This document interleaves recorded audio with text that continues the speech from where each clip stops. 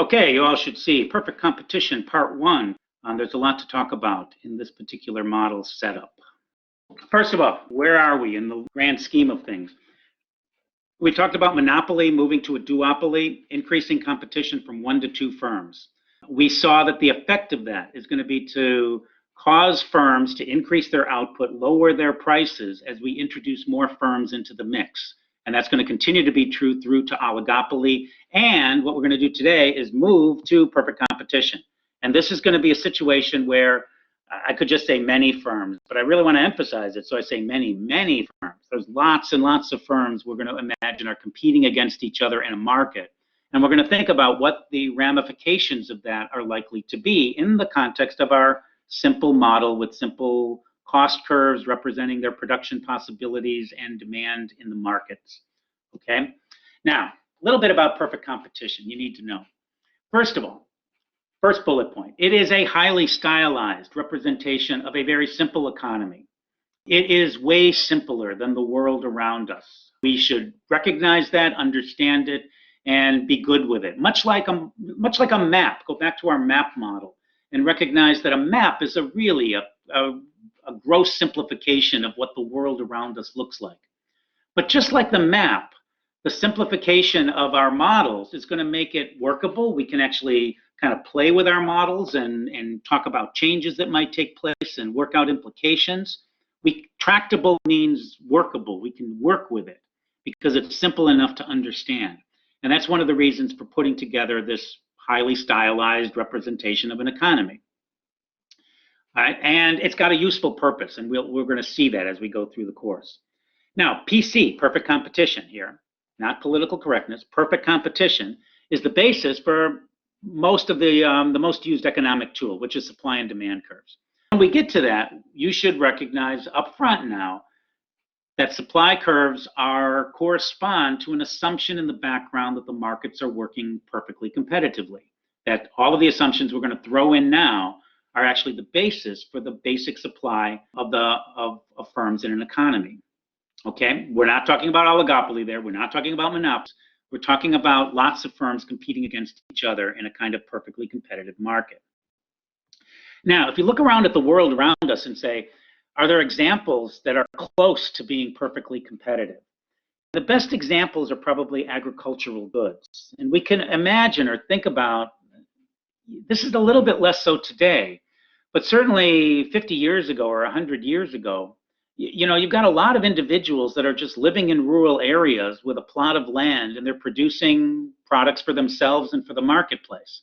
And if you think about the production of corn or wheat or soybeans or other main agricultural products, these products are produced by lots and lots and lots of individual small family farms, at least in the past.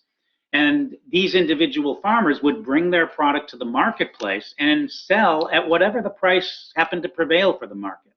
And those are good kind of close representations of what we imagine would be a competitive market setting. Now, other markets, if you look at some of the markets we're familiar with today, like the market for online sales dominated by Amazon, or search services dominated by Google, those markets are not so characteristic of perfect competition because we don't have lots and lots of firms that are equal in size, competing with each other to provide a product to the marketplace. Instead, a lot of products, we have concentration, we would say, or we've got more of an oligopoly kind of setup or situation rather than perfect competition. All right, be that as it may, we're going to come back and we're going to think about those differences and what it implies in terms of the outcomes we can expect in a particular market setting. But for our purposes now, we're going to throw our hat in the ring here and figure out what happens in our simple models if we introduce lots and lots of competition, lots of firms competing against each other. So let's see what happens. Now, what we're going to see kind of in the end is that a perfectly competitive model is going to be shown to have very positive characteristics with respect to economic efficiency. If efficiency is what we care about, and we should to some degree, it may not be the only thing we care about, but it's something that's worth caring about, we're going to see that markets that are more competitive are more likely to will generate more economic efficiency. And remember, economic efficiency means getting to Pareto optimal outcomes, increasing the total welfare that accrues to individuals, using resources at lowest cost and using them most effectively so that we produce the greatest amount of goods with the limited resources that we have available. Those are the characteristics of economic efficiency. So even though it might not be the only thing we care about, it is something worth caring about. And it's something which we're going to see that competition between individual firms has the ability to generate more of that for an economy. Now, the next bullet point is very important, the second one. Most economists, I think, accept or should accept that a perfectly competitive market is not a perfectly accurate description of the real world. We know that. And we shouldn't be criticizing economic discipline by saying, oh, well, those models, those aren't very realistic. You know, that's like saying, oh, that map that I'm looking at to get me to New York, well, you know, that's not very close to the real world. So, I don't really believe that the map is going to be useful to me. It's similar to that. That's not a useful statement. That's not accurate. Same thing is going to be true for economic models, I would contend. Okay, it provides, bullet point, very useful simplification of the world because it provides a frame for comparison. And this is what I mean, this last bullet. We can inquire what would be needed to make a real world market more like a perfectly competitive market. And in doing that, we can think about what sorts of rules or regulations or behaviors are going to be conducive to generating a more efficient economic outcome or a more efficient economy. What will make the economy work better? The perfectly competitive model, even though not a perfect representation of the world, is nevertheless going to give us some insights about what it would take in order to make the real world a better place.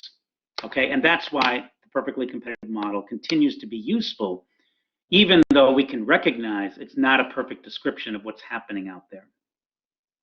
The last thing I want to point out, though, is that we're actually going to change some of the perfect competition assumptions. And we have already, actually. We've already said what happens if individuals are dishonest with each other and they deceive each other in the marketplace.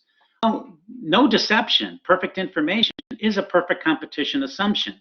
So when we relax the assumption of and allow for deception, for example, we end up with an outcome that's less economically efficient. And by thinking that through in the model, we can then begin to recognize that honest behavior, non-deceptive behavior, is actually going to work out to be a good thing in an economy. Okay, so we're already starting to do that, and we're going to do more of that later on.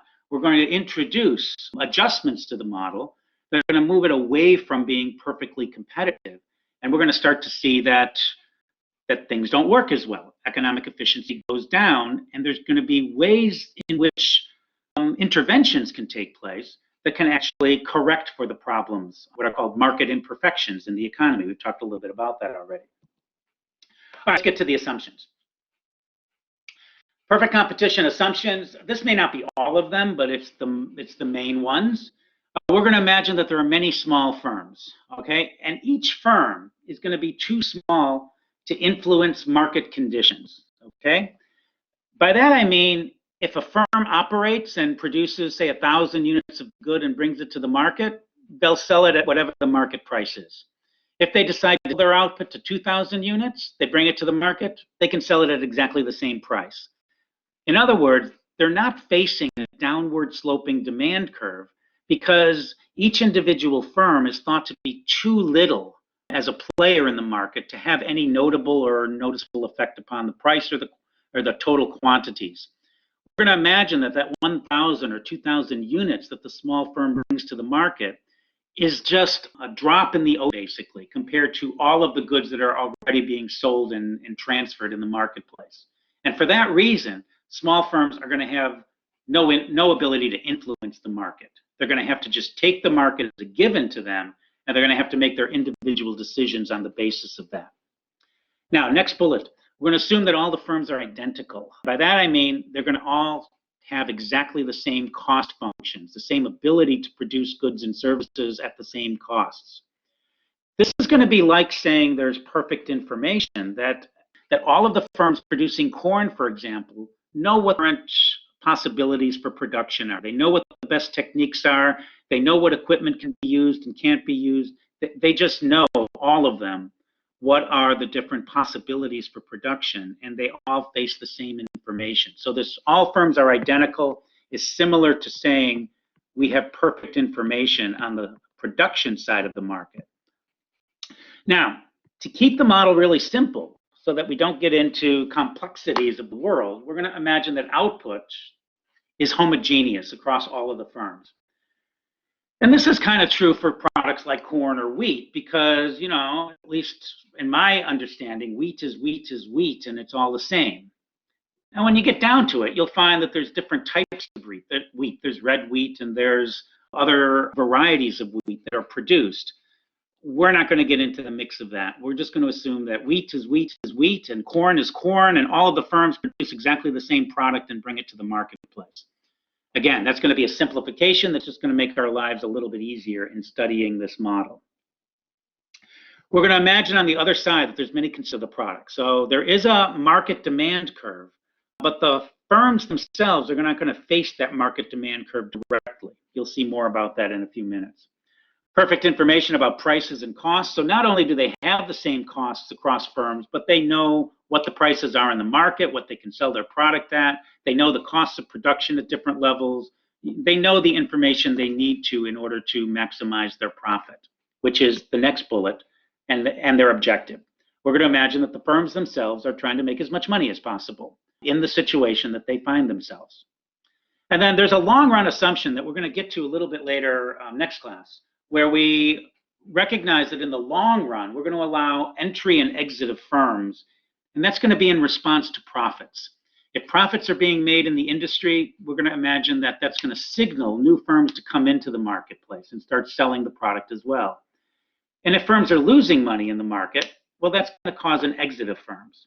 And we're going to see and think through that process in the model in a little bit.